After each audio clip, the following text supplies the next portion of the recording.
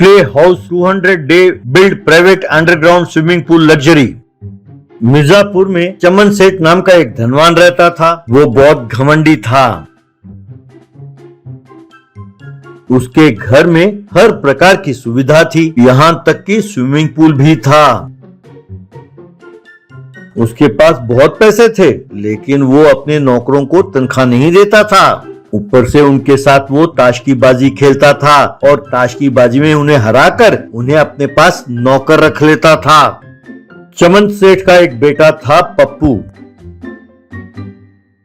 वो भी अपने बाप की तरह ही हर एक के साथ बर्ताव करता था। अपने बेटे के इस बर्ताव को देखकर चमन सेठ बहुत गर्व महसूस करता था।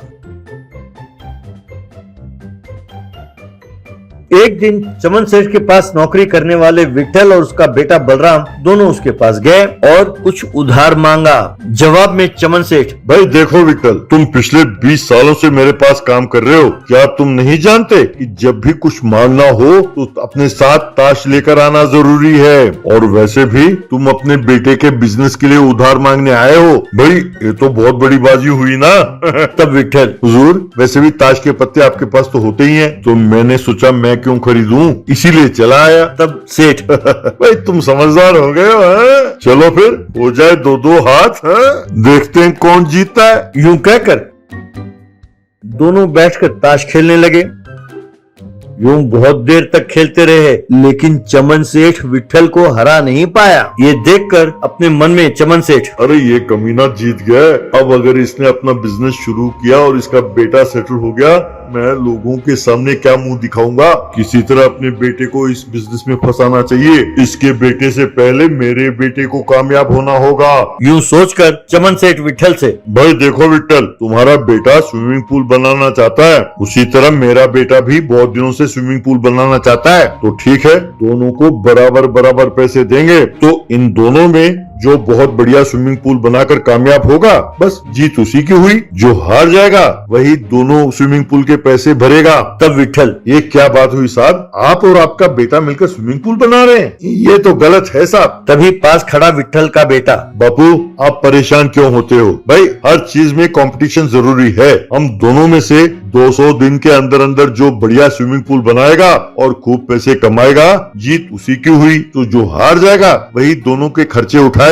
चमन सेठ इस बात के लिए मान गया और अपने बेटे पप्पू को वहां बुलाया। उसने अपने बेटे को उस चैलेंज के बारे में सब कुछ बताया। ये सुनकर चमन का बेटा पप्पू, अरे बापू, शर जीतना अपने खून में है, ये हमारे रग रग में है पिताजी। आप तुरंत पैसे दे दो पिताजी। अब मैं दिखाऊंगा कि पैसे बचाते कैसे हैं और खर्च कैसे करते हैं। मैं अपना हुनर दिखाऊंगा। इस तरह चमन सेठ ने दोनों को बराबर पैसे दिए। वो पैसे लेकर बलराम वहां से चला गया। उसके बाद अपने पिताजी के साथ मिलकर कुछ लोगों की मदद से उसने 100 ही दिनों में बहुत बढ़िया स्विमिंग पूल बनाया। फिर लोग वहां आने लगे तो बलराम पैसे कमाने लगा। ये सब देखकर चमन सेठ अपने बेटे से, अरे बेटा तुम क्या कर रहे हो? बलराम ने तो पैसे कमाना भी शुरू कर दिया है। तब पप्पू, अरे पिताजी, मैं उसकी तरह फिजूल पैसे खर्च करने वाला नहीं हूँ, इसलिए मैं ये स्विमिंग पूल मिट्टी से बना रहा हूँ और मैं अकेला ही इसे बनाऊंगा, तो मुझे मजदूरी देनी नहीं पड़ेगी किसी को। और वैसे भी 200 दिन का टाइम है अपने पास। अब देखते जाओ मैं उसका हाल कैसे खस्ता करता हूँ। इस तरह पप्पू ने बहुत मेहनत किया और एक अंडरग्राउंड प्राइवेट स्विमिंग पूल बनाया।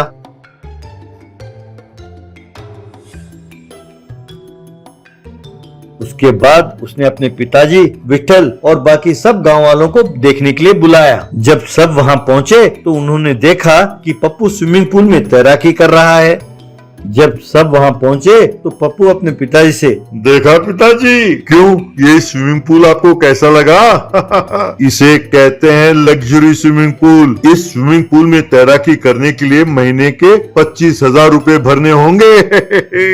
ये देखकर बलराम और बाकी गांव वाले सब जोर से हंसने लगे। तब चमन सेठ अपने बेटे से, अरे नालायक निकम्मे, ये तूने क्या किया? 25,000 रुपए भर के कौन आएगा यहाँ पे तैराकी करने के लिए? तूने तो सारे पैसे बर्बाद कर दिए नालायक। अब वो विठल के पैसे भी वापस नहीं मिलेंगे। तू घर चल, मैं तेरी खबर लेता हूँ। तब बलराम, सेठ जी, आपको टेंशन लेने की कोई जरूरत नहीं है। आपके पैसे कहीं नहीं डूबे। आप अपनी बातों से मुकर सकते हैं, हम नहीं। हम आपके पैसे लौटा देंगे। ये लीजिए पैसे। वैसे आप में भी बदलाव लाना जरूरी है सेठ जी। आपका बेटा बहुत हुनर वाला है। इस अकेले ने इतना बढ़िया स्विमिंग पूल बनाया। आप इस बात पे गौर नहीं कर रहे। आप उसका मुकाबला मेरे साथ करा रहे हैं। उसके नाकामयाबी के लिए आप ही जिम्मेदार हैं सेठ जी। जरा एक बार सोच के तो देखिए। तब Pappu, bro, I love you bro, super dude. इतने सालों में तुम पहले आदमी हो जिसने मेरे हुनर को पहचाना। I love you bro. कहकर वो स्विमिंग पूल से बाहर निकला और उसने बलराम को गले लगा लिया। ये देखकर चमन सेठ ने भी अपने बेटे के हुनर को पहचाना। इस तरह बलराम और पप्पू दोनों अच्छे दोस्त बने।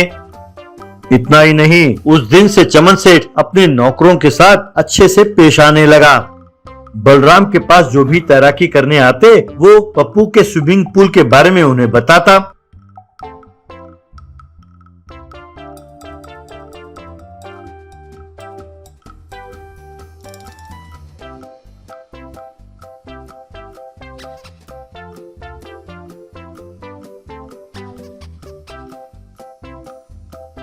तब सब पप्पू के स्विमिंग पूल जाते और उसके हुनर की खूब प्रशंसा करते।